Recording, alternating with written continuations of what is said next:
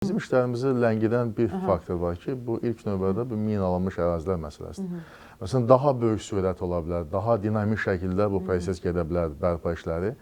Amma bundan qabaq biz ilk növbədə həmin əraziləri təmizləməliyik.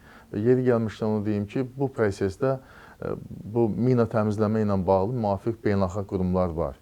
Amma biz o qurumlara müraciət edərkən bizə elə qiymətlər deyilib ki, təsəvvür edin ki, bizim özümüzün etdiyimizdən bir 10 dəfə, 15 dəfə baha, astarı üstündən baha çıxır.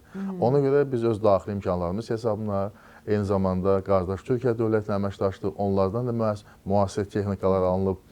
Yəni bu proses gedir. İndi biraz dediyim mina səbəbindən ləng də getsə, amma içərimizdə bir ümid var ki, indi bax bayaq dediyim sözlərin müəllifi olan Paşinyan, yəni Qarabağ bizimdir ki, biz onu bizim idi ki, biz onu təhvil verək. Və bu reallıq fonunda hesab edirəm ki, indi sülh prosesi daha sürətlə gedəcək. Sülh müqaviləsi paraflanıb, onun da imzalanacaq. Buna böyük ümidlər var.